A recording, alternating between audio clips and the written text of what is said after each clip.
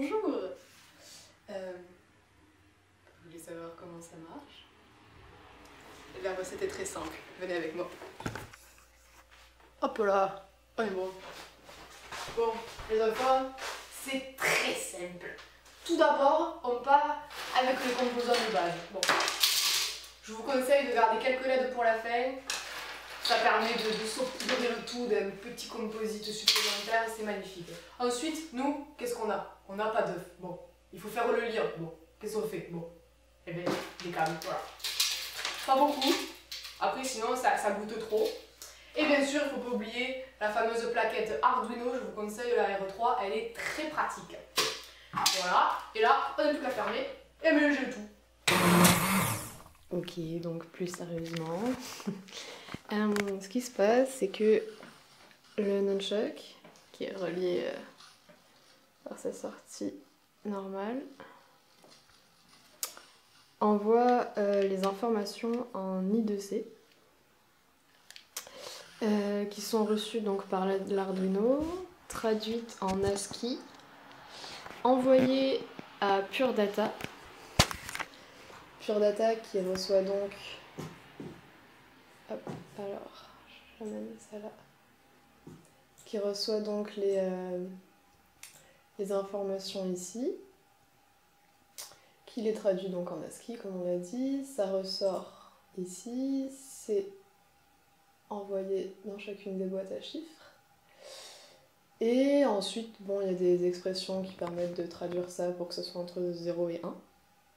Parce que c'est envoyé en OSC ensuite dans Reaper, ici, qui reçoit tout ça et où j'ai programmé que chaque bouton, chaque actionneur ait une particularité.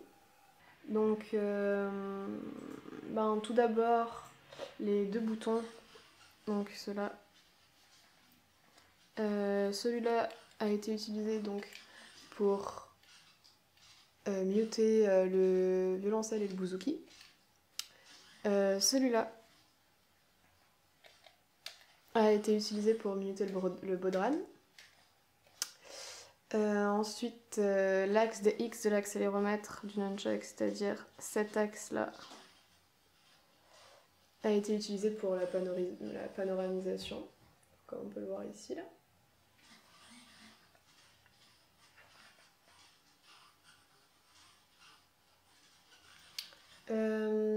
Ensuite, l'axe des Y, toujours de l'accéléromètre, est utilisé pour la profondeur de la réverbération. Donc il y en a deux, donc il y a Altiverb qui gère la profondeur, et il y a aussi la reverb de Reaper qui gère simplement le drive. Donc ensuite on a juste le joystick qui lui donc dans l'axe des X gère à quel point c'est stéréophonisé, stéréoisé, c'est ça, mais c'était ça, bon. Et sur l'axe des Y gère donc tout simplement un EQ. Aussi, ici, on peut voir que en fait, il y a aussi un envoi en slip qui est fait pour aller vers l'Arduino. Donc l'Arduino reprend ça ici, et c'est comme ça que je peux contrôler avec mes deux boutons les deux LED. Et dans l'Arduino même, le paramètre Y, enfin l'accéléromètre, l'axe des Y contrôle le cerveau moteur qui est ici, qui est donc relié à cette magnifique installation. C'est ça. Donc j'ai eu un peu de mal à traduire certaines données En fait, c'est spécifiquement les boutons, parce que c'était du flux continu. Donc ça envoyait sans cesse l'information. Donc quand c'était reçu par Reaper, si j'appuyais sur sur les boutons, en fait, ça a muté, mais en continu, et ça vibrait, ça vibrait. Donc c'était pas trop possible d'utiliser les boutons, donc j'ai dû faire cette patch là. C'est ça. Puis aussi j'ai utilisé Virtual Audio Cable.